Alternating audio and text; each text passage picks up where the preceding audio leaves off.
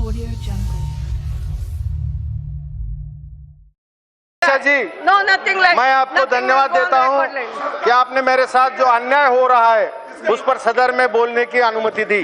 जी लोकतंत्र के सार्वभौम सदन में मैं खड़ा हूं, जी। इसलिए नहीं कि मैं निर्दोष हूं या नहीं। लाखों लोगों ने चुनकर दिए गए एक जनप्रतिनिधि से एयरलाइंस के कर्मचारियों ने कैसा दुर्व्यवहार किया और सारी संसद के गुनहगार ठहराने की कोशिश कैसे हो रही है, ये बताने के लिए मैं खड़ा हूं। जी अपेक्षा यह है कि आखिर सत्य की विजय इस संसद में तो हो। यह संसद जनक्षोभ प्रकट कर रही है और उसे न्याय मिलना चाहिए, ये मेरी प्रार्थना है।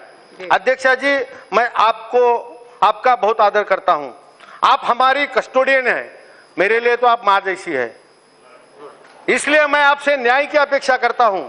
मैंने क्या गुनाह किया है, मेरा क्या अपराध है कि जो उसकी जांच किए बिना मीडिया ट्रायल शुरू है। महोदया, 23 मार्च 1917 को पुणे से दिल्ली A1852 ये फ्लाइट से मैं दिल्ली सदन में अधिवेशन के लिए उपस्थित रहने के लिए आ रहा था।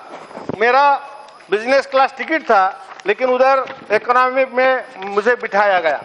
उसका भी झगड़ा मेरा नहीं है, मेरा 1F टिकट था। उधर एक विकलांग सीनियर सिटीजन को मेरा सीट दिया और उनके जगह पे 2F पे मैं बैठा। लेकिन एयर इंडिया ने मैं सीट के लिए झगड़ा किया, मैंने मारा, ऐसा उठाया, ये गलत बात है।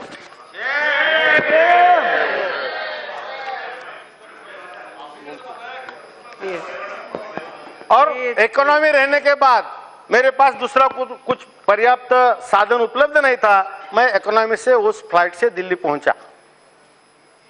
दिल्ली पहुंचने के बाद जब मैं उतरते टाइम शांति से वो क्रू को पूछा कि मुझे कंप्लेन बुक दो। उन्होंने कहा कि यहाँ कंप्लेन बुक नहीं है। उसने लिख के लिया, मेरे जो कंप्लेन है वो लिख के लिए, और उसके ऊपर एक ऑफिसर आया। वो बोला कि आप कौन है, क्या प्रॉब्लम है। मैं बोला आप क्या CMD हो, आपके ड्रेस कोड से तो लग रहा है कि आप बैग उठाने वाले हो, बराबर। वो बोला बराबर। उसके बाद में दूसरा ऑफिसर आया, उसके बाद में तीसरा ऑफिसर आया। उसमें वो ऑफिसर आने से बहुत टाइम लेट हो गया। उसके बाद में मैंने उनसे विनती की कि आप कौन हो, आपका नाम दो, मोबाइल नंबर दो, मैं ट्रायल देखता हूँ तुम्हारा नंबर है क्या नहीं। वो नंबर है, रिंग बजा तो मैं जाऊंगा, बाद में मुझे क्या जवाब देना है दो, या कंप्लेन बुक का मेरे को पर्ची दो, मैं तो जाऊंगा ना। तो कोई भी वहां आने को तैयार नहीं था। 45 मिनट के बाद में एक ऑफिसर आया।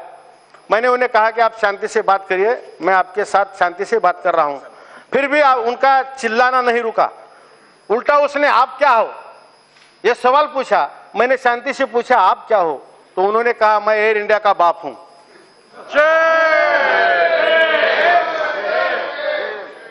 मैंने कहा कि मैं MP हूं। तो वह चिल्लाकर बोला MP हुआ तो क्या हुआ, तू नरेंद्र मोदी है क्या।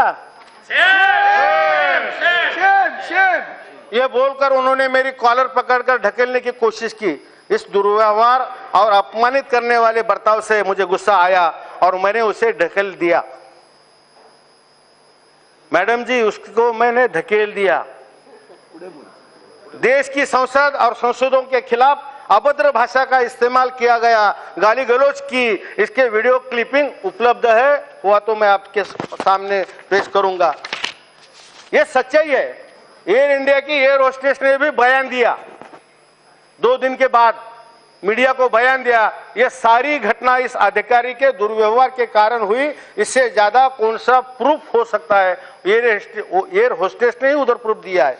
दुर्भाग्य की बात यह है कि यह दुर्व्यवहार गाली गलौज करने वाले आज गुनहगार समझकर घूम रहे हैं और मुझे एयर इंडिया की नहीं, सभी एयरलाइंस ने यात्रा की पाबंदी लगाकर मेरे संवैधानिक अधिकार पर आक्रमण हो रहा है, जो मेरा मूलभूत अधिकार है। आप हमारी कस्टोडियन हो और आपसे मैं मेरे अधिकार की रक्षा की अपेक्षा करता हूं। महोदया, मैं टीचर हूं, विनम्रता मेरा स्वभाव है। वंदनीय बाला साहब ठाकरे जी ने संस्कार से प्रभावित होकर शिवसैनिक बना हूं। आदरणीय पक्ष प्रमुख माननीय उद्धव जी ठाकरे साहब के नेतृत्व और मार्गदर्शन पर काम कर रहा हूं। उन्होंने कहा है संसद में जाकर कहो कि यदि मेरे व्यवहार में संसद की गरिमा को ठेस पहुंची है तो मैं इस देश के सार्वभौम संसद में क्षमा मांगता हूं। संसद की क्षमा मांगता हूं, वो अफसर की नहीं।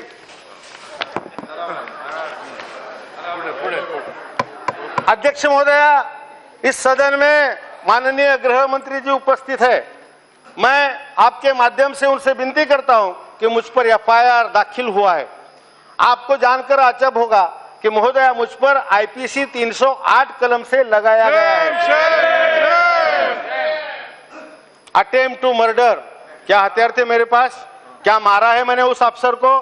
क्या मेडिकल में हुआ है? हथियार तो था, हमें ले जाने देंगे। अटेम्प्ट टू मर्डर लगाया कैसा दिल्ली पुलिस ने, ये मेरा खरा सवाल है। वो भी एमपी के ऊपर अटेम्प्ट टू मर्डर, उसकी जांच नहीं होनी चाहिए। ये घटना होके आज 8 दिन हुआ, फिर भी वो अटेम्प्ट टू मर्डर चालू ही है। और मेरी विनती है आपसे कि 308 कलम हटाने की आवश्यकता है। ये तो अंधा कानून हुआ इस देश में। हमने सुना था अंग्रेज अंधा कानून चलाते थे। राष्ट्रपिता महात्मा गांधी को सामान रेलवे से नीचे फेंकने वाले अंग्रेज लोग, पंतप्रधान नरेंद्र जी मोदी को वीसा नाकारने वाली अमेरिका, और एक तरफी मुझ पे बयान लगाने वाली एयर इंडिया, वो विमान कंपनियां, इनमें एक तरफी अन्याय प्रक्रिया और सामूहिक दबाव तंत्र की समान पात्रता है। इसके ऊपर मैं कहना चाहता हूं कि विमान कंपनी टिकट इश्यू करते वक्त कोई भी किसका भी टिकट निकालता है, मेरा बयान आने के बाद मेरे नाम से 7 टिकट निकाले गए। कौन निकाला मुझे पता नहीं। और कुछ मीडिया ने मेरे नाम से ये आ रहा था, यहां से वहां आ रहा है, मैं गया ही नहीं। कहा मीडिया ढूंढ नहीं पाए मुझे 8 दिन तक। मैं भी शिवसैनिक हूं। शिवसेना प्रमुख बाला साहब ठाकरे ने शिवशाही में छत्रपति शिवाजी महाराज के विचार से कैसा गनिमी कावा से लड़ना, ये हमको सिखाया है। अध्यक्ष महोदय, इसके ऊपर मैं कहना चाहता हूं कि विमान कंपनी टिकट इश्यू करते समय आधार कार्ड, वोटर आईडी कंपलसरी करने की आवश्यकता है।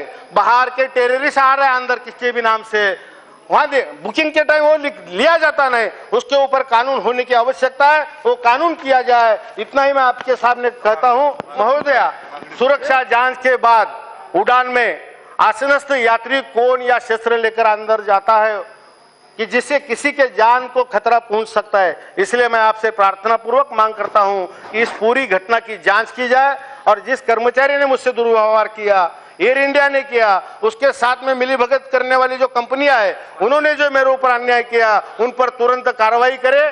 खास करके एयर इंडिया के सीएमडी, जिन्होंने बिना जांच किए सोशल मीडिया पर मेरी ही नहीं सारे सांसदों की बदनामी की है। और आखिरी विनती है कि मेरी हवाई उड़ान पर लगाई गई पाबंदी उठाई जाए, तुरंत उठाया जाए। और आपके माध्यम से गृह मंत्री जी से मेरी विनती है कि अन्यायकारक मेरे ऊपर जो 308 कलम लगाया है